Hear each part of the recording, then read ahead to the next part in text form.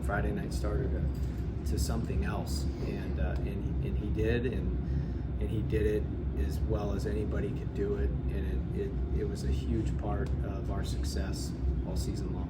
Erik, Aiden was just in here talking about the conversation you guys had after the season wrapped up, becoming a bigger leader on this team next year.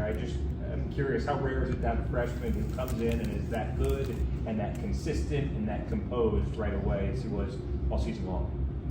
You almost never see it. He's not just mentally advanced for a freshman. He's mentally advanced for a college player.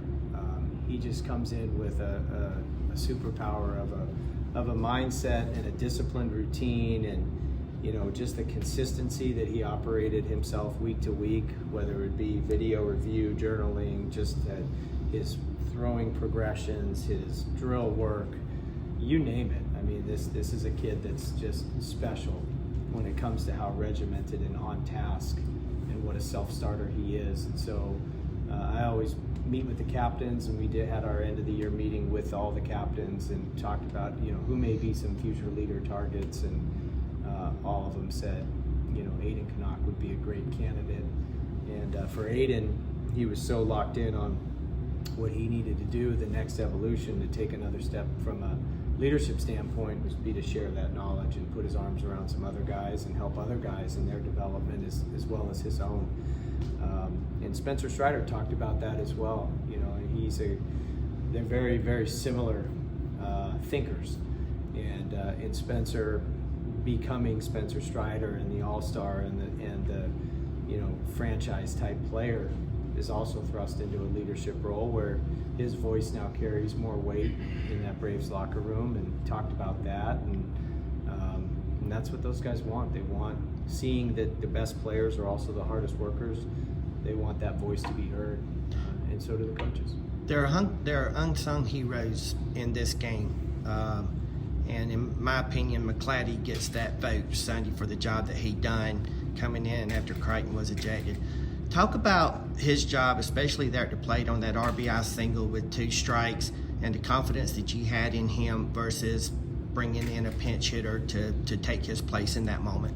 Yeah, it's been coming. He's been doing really good in every week in our inner squads and our training, and it's been looking for the right opportunity to get him in there. And we ended up with a pretty set and consistent lineup with the defensive positions, and then platooning Gerald and Naraki at DH, but McClatty was like that next guy that he was just right on the cusp, and you could tell if we needed some kind of an outlier performance, he was a perfect candidate for it. And so the game rewarded him. It doesn't always happen the way you want it to. Usually it's something bad has to happen in order for a guy to get that, an injury or an ejection in our case, but he jumped in there and gave us a huge lift. That RBI single was massive.